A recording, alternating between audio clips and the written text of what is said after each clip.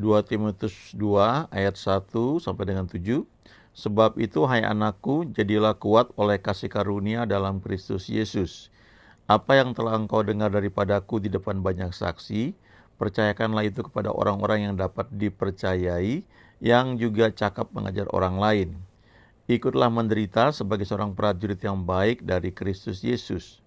Seorang prajurit yang sedang berjuang tidak memusingkan dirinya dengan soal-soal penghidupannya, supaya dengan demikian ia berkenan kepada komandannya. Seorang olahragawan hanya dapat memperoleh mahkota sebagai juara apabila ia bertanding menurut peraturan-peraturan olahraga. Seorang petani yang bekerja keras haruslah yang pertama menikmati hasil usahanya. Perhatikanlah apa yang kukatakan, Tuhan akan memberi kepadamu pengertian dalam segala sesuatu. Dulu kalau saya baca bagian ini, ya kayaknya berat banget. Karena ini kan surat dari seorang rasul ya, yang luar biasa Tuhan pakai kepada muridnya. Jadi ini bukan kepada jemaat ya, ini istilahnya makanan yang cukup keras ya. Ini bukan untuk orang jemaat biasa atau jemaat baru ya, atau orang Kristen yang masih anak-anak ya. Karena ini sebenarnya surat yang Paulus tujukan kepada muridnya yang masih muda ya secara usia, tetapi juga yang yang dipercayakan memimpin jemaat yang sangat besar. Ya, ada hamba Tuhan yang bagikan, kalau nggak salah pada saat itu Timotius itu setidaknya dia memimpin jemaat yang jumlahnya mungkin sampai 50.000 ya, jadi banyak sekali ya. Saya lupa persisnya 5.000 atau 50.000 ya. Itu dibagi dalam kelompok-kelompok sel ya.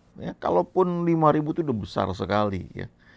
Nah, jadi yang waktu itu saya ingat salah satu ayat yang rasanya berat banget itu adalah di ayat 3 ya. Jadi waktu Kak Rohani saya bagikan ini rasanya wah kok nggak enak ya ikut Tuhan ya. Karena dikatakan ikutlah menderita sebagai seorang prajurit yang baik dari Kristus Yesus ya. Baru dikatakan lebih lanjut, seorang prajurit yang sedang berjuang tidak memusingkan dirinya dengan soal-soal penghidupannya, supaya dengan demikian ia berkenan kepada komandannya. Jadi kelihatannya fokusnya itu betul-betul untuk tugas ya. Apalagi saya baru-baru kuliah ya, baru masuk tahun kedua, lagi banyak-banyaknya tugas ya. Kayaknya nggak enak banget gitu ya baca ayat-ayat ini gitu. Tetapi lama setelah itu ya belakangan saya juga baru mengerti. Ada poin yang sebenarnya kita perlu perhatikan yang dulu saya nggak tahu ya. Kakak rohani saya juga nggak tahu akan hal itu ya. Tapi kami ya istilahnya ya dia juga dalam ketulusan melayani.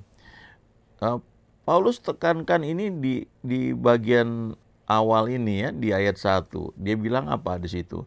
Sebab itu, hai anakku, jadilah kuat oleh kasih karunia dalam Kristus Yesus.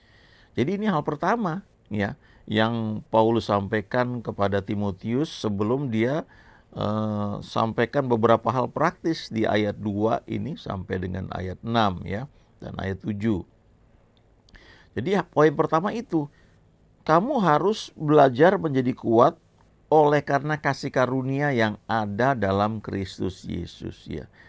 Be strong by the grace of God which is in Jesus Christ ya. Kira-kira kayak begitu ya. Di Yohanes 1 dikatakan dari kepenuhan Yesus dalam hidup kita, kita itu menerima anugerah demi anugerah. Kasih karunia demi kasih karunia. Grace upon grace ya. Favor upon favor. Ini hal yang pertama ya. Jadi istilahnya kemampuan kita untuk melayani itu berasal dari Tuhan. Itu kasih karunia yang ada di dalam Kristus Yesus. Bangunlah hubunganmu dengan Tuhan begitu rupa sehingga engkau selalu kelimpahan dengan kasih karunia ya. Semakin hari semakin bertambah. Itu lagu yang suka kita nyanyikan ya. Semakin hari semakin bertambah besar anugerahmu ya. Jadi izinkan kasih karunia Tuhan itu yang melimpah ya dalam hidup kita karena kita bergaul dengan Dia. Baru hal-hal praktisnya Paulus bilang di ayat 2 misalnya, apa yang telah engkau dengar daripadaku di depan banyak saksi, percayakan itu kepada orang-orang yang dapat dipercayai, yang juga cakap mengajar orang lain. Ada seorang hamba Tuhan ya, gembala gereja yang dia bagikan ketika dia gerejanya berkembang, dia mulai mencari orang-orang yang dapat dikembangkan jadi pemimpin ya, supaya pelayanannya juga berkembang ya. Jadi dia bilang ada dua hal di sini dari ayat 2 ini yang dia terapkan. Dia cari orang-orang yang punya kualifikasi dua hal ya, yaitu dapat dipercayai ya, trustworthy, dan kemudian yang kedua punya skill untuk mengajar orang lain ya, supaya dapat terjadi pelipat gandaan gitu. Kadang-kadang dia ketemu orang yang dapat dipercayai tapi skillnya kurang ya, atau sebaliknya dia ketemu orang-orang yang punya skill tapi nggak dapat dipercayai ya. Kalau di tempat saya pelayanan itu kami pernah menerapkan prinsip sistem 3C ya. Jadi ada 3 hal yang diperlukan. Yang pertama itu soal karakter.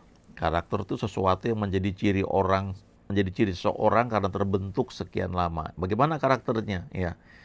Ya tentu pertama ya ini sudah lolos kualifikasi awal ya, orangnya udah lahir baru, udah terima Tuhan Yesus ya, baru kita lihat kesungguhannya dan sebagainya itu terlihat dari karakternya. Yang kedua itu komitmennya, mau nggak dia komit ya untuk tugas-tugas dalam pelayanan, mengenai waktu untuk doa dan sebagainya.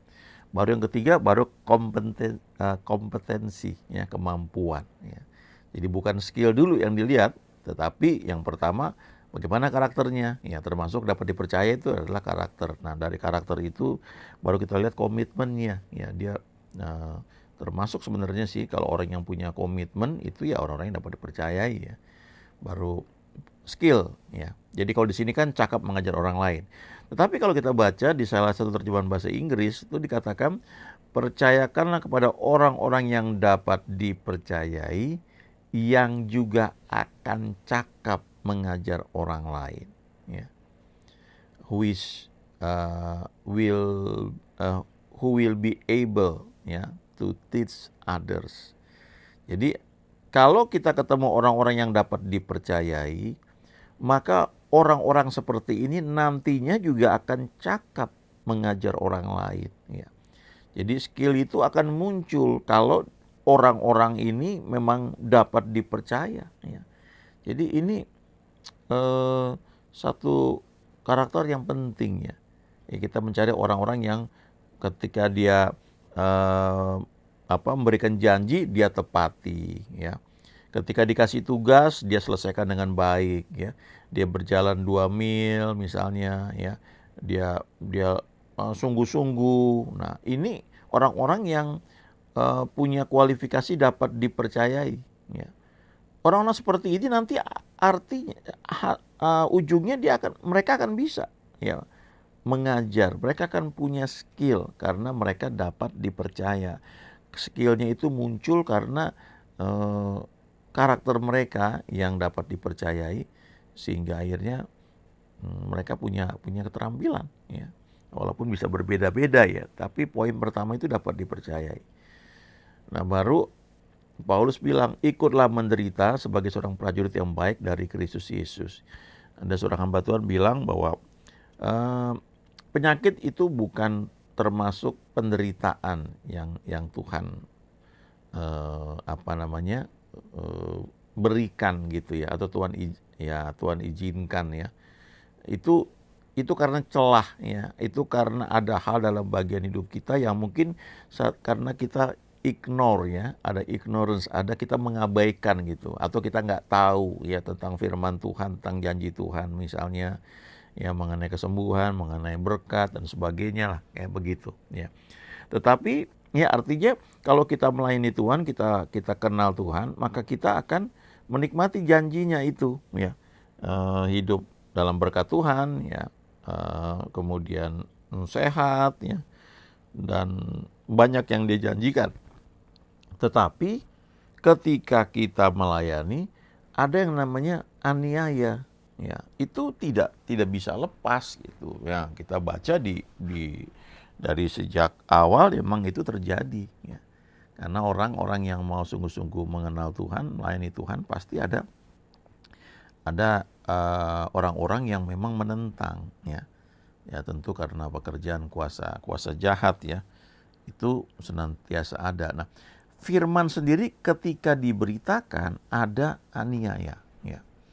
Waktu kita dengar firman, kita tangkap, ya aku percaya. Nah, itu ada aniaya yang datang menyertai firman tersebut. Dan waktu kita melakukan apa yang Tuhan janjikan, kemudian ada reward ya, dikatakan Tuhan bilang pada masa ini juga akan menerima hasil 100 kali lipat ya, apa yang diberikan, yang dilepaskan ketika mengikut aku ya. Sekalipun disertai dengan berbagai aniaya. Nah, aniaya itu yang menyebabkan ada penderitaan gitu sebagai pengikut Kristus. Nah, kita gak usah cari-cari ya, saya mau ikut-ikutan menderita ya. Nanti itu akan datang menyertai ya ketika kita itu bertumbuh dalam pelayanan, tetapi itu membuat kita menjadi semakin kuat dalam Tuhan. Nah, ini yang dulu saya nggak mengerti itu ya. Belakangan saya baru belajar, oh ternyata itu memang kayak paket ya, bagian, tapi kita bisa melaluinya. Kenapa? Karena di ayat 1 dikatakan jadilah kuat oleh kasih karunia dalam Kristus Yesus. Kasih karunia itu atau kekuatan yang Tuhan berikan bagi kita ya, anugerah, grace, itu yang membuat kita mampu ya menghadapi segala aniaya ya, mengalami penderitaan karena sebagai pengikut Kristus ya. Nah, ini aplikasinya bisa banyak ya, tetapi poinnya adalah sebenarnya di ayat 1 ini ya. Jadilah kuat oleh kasih karunia dalam Kristus Yesus ya. Baru ayat 4, 5, dan 6 ini Paulus memberikan gambaran ya, bahwa kalau seorang prajurit yang sedang berjuang tidak memusingkan dirinya dengan soal-soal penghidupannya ya, supaya dengan demikian ia berkenan kepada komandannya. Sebagian orang dulu salah menafsirkan ya ayat ini. Mereka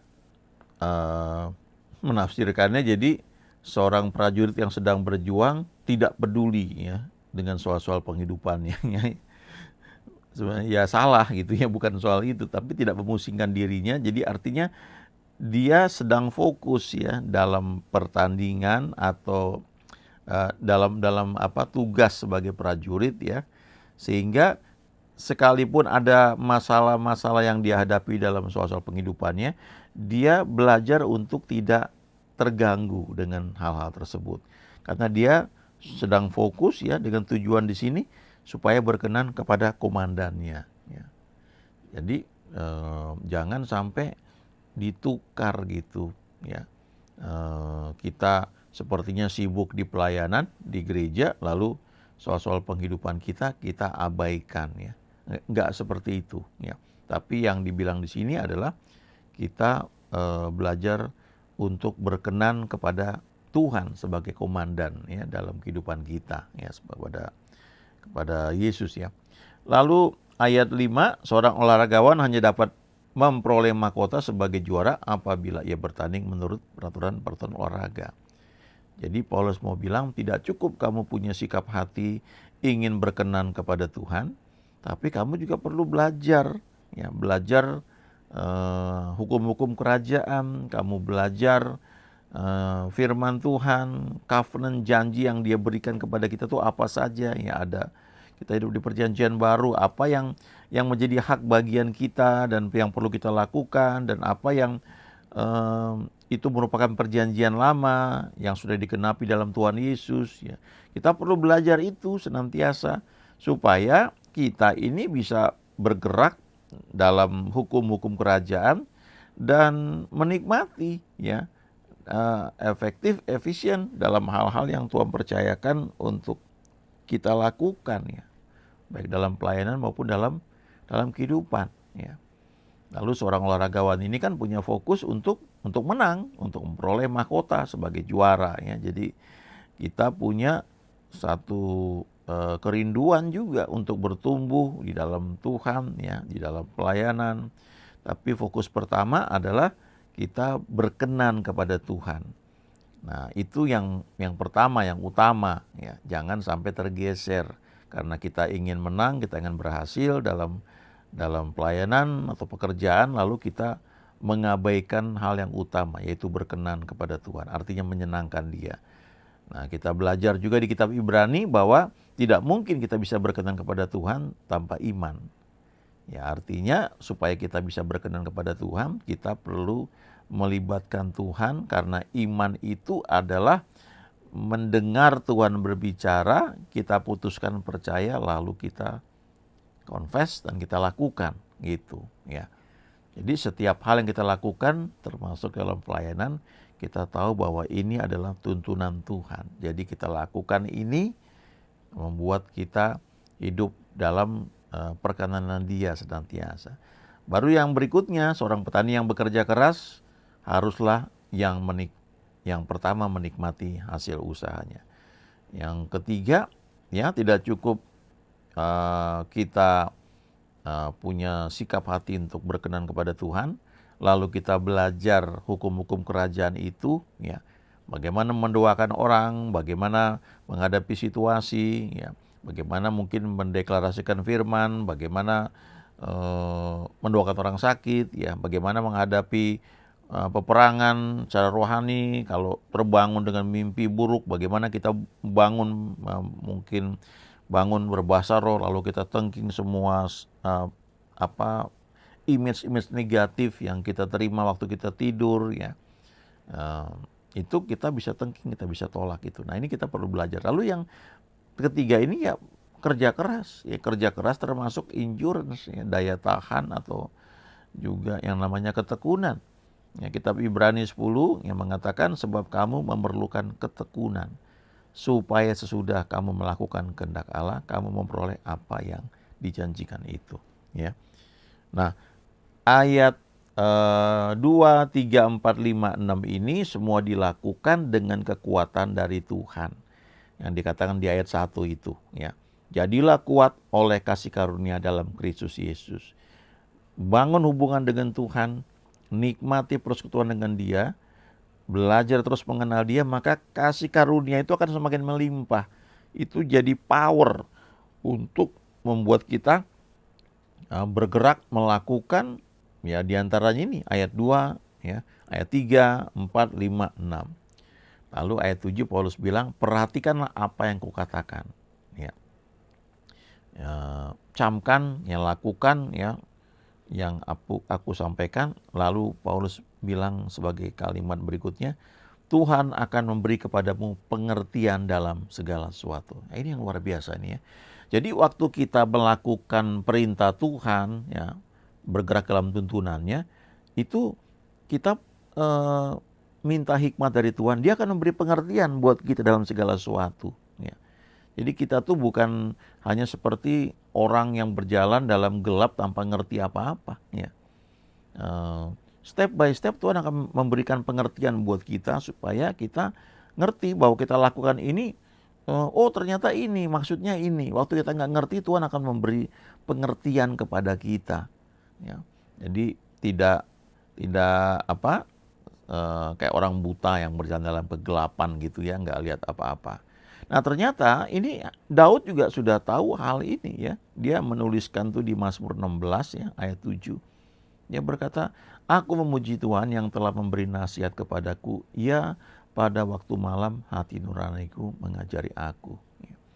Dalam hidup kita ini kadang-kadang kita menghadapi situasi yang mungkin ya banyak ya, mungkin hal-hal yang sulit ya. Kita bisa minta Tuhan mengajar kita ya.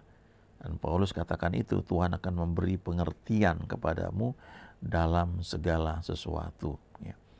Yesus juga mengatakan hal yang sama kan, Roh Kudus ya, Roh kebenaran ya, Dia akan memimpin kamu dalam seluruh kebenaran, Dia akan memberi pengertian kepadamu dan mengingatkan kepadamu apa yang telah kusampaikan, kuajarkan kepadamu ya. Jadi kita memang sangat-sangat diberkati karena Tuhan yang memberi kemampuan buat kita, juga pengertian buat kita dalam segala sesuatu. Amin.